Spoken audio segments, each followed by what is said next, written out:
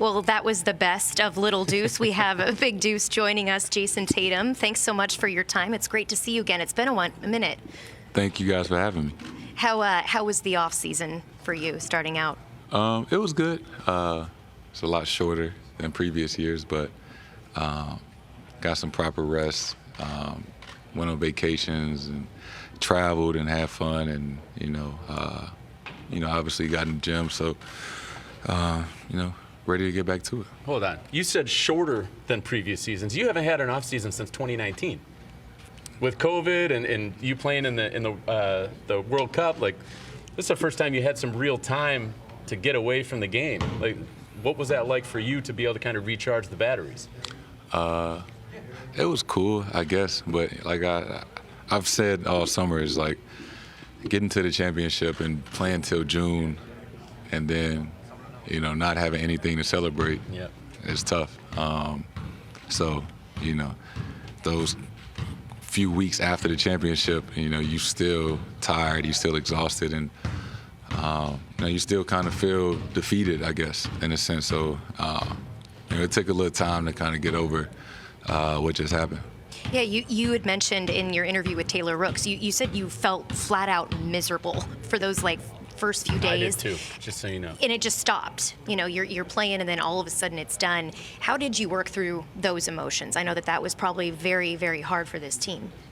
Just getting away and being around Deuce and going on trips and being around my family, that just care about, how I'm doing and things like that. But yeah, the first couple of days, a week or so, it is tough, think about what you could have done more, how, wish you would have done something differently, how exhausted you feel, how you kind of feel like you let guys down, and, just how hard it was to get to that point, and it's not guaranteed that you get back.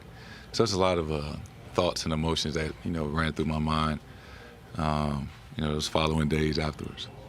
What did you learn about being able to go the distance? It's the first time that you've gone that far in a season. Game 6, there's only one more possible game that you could have played in the whole season. What did you learn about what it takes to get there, number one, and number two, to potentially get over the hump next time? It's extremely tough to even get to that point.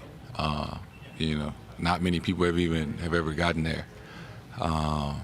You think about sweep the Nets and go 7 with Milwaukee. That could have obviously went the other way. Go 7 with the Heat. If Jimmy Butler made that shot, we could not have been in a championship. Max Strus was still out of bounds, by the way. I still claim that. Yeah. And then, getting to that point and then accomplishing the goal. It's hard to put in words. It's tough. It's hard. And, approaching the off season with a plan of, things that, you feel like you can do differently coming into next season, so that you're more than capable of going all the way. You look at the starters too, and I mean, you guys played heavy minutes throughout the regular season, the playoffs, and just through the finals. And you said at the end too, it was almost just you didn't have much left. How are you maybe looking towards this season in terms of maybe managing minutes more and taking maybe a few games off here and there to prepare for that playoff push? Easier said than done. Yeah. Because when they approach me about maybe taking a night off, I was going to say, I don't think that you're going to be good with that. Yeah, I never want to miss a game. But, you understand there's a science part to it of, just proper recovery and things like that. Thing I've worked on really this summer is like changing my diet. The things that I eat, before and after workouts to, just kind of help me feel better and have more energy. Because I've always been relatively in shape guy, could always eat what I want. As I've gotten a little older, realizing that, the things that I eat, matter more. So really changing my diet, approaching this season. Wait till you get into your mid-30s. It's even worse, trust me. What all this time you spent with Nick saying, obviously he's your guy, he's helping you through all the workouts, he's helping you with your diet. Why is he so important to what you accomplish on a day-to-day basis, and why do you love having him around to help you out? Yeah, Nick is extremely important to the product that you see on the court for myself. From a treatment standpoint and a weight room and a diet standpoint, just somebody that, I see every day. Even in the summertime, like we eat together every day. Just kind of seeing how my body is transformed and, somebody that I trust, right? I joke with him. I'll be like, yo, you're not the best trainer ever, but, I trust him, with everything. And I think that is, more important than anything, somebody that, is going to always be honest with me and just really wants to see me be the best I can be. Amanda, I got to bring this picture up. We're going to throw this up here, Max, if we can show of Jayson working out. And it seemed some fans reacted. They didn't know what it was. Others thought maybe it was confirmation that you were a supernatural being. What is going on with your shoulder in this picture? Have you seen this? Yeah. What is going on there? I think it's just a bad angle. It's just a bad angle. I'll take that. I think so. I'll take that. But as you moved into the offseason, shoulder, neck, obviously you had to deal with some issues there throughout the postseason. How much did that affect you on a daily basis, and how much better are you feeling now? I feel great now. And I say that to say, it affected me during the playoffs, but, you play that long in the season and those physical matchups, everybody was dealing with something. So I'm a firm believer, if I put my shoes and jersey on and I go out there, then I'm playing.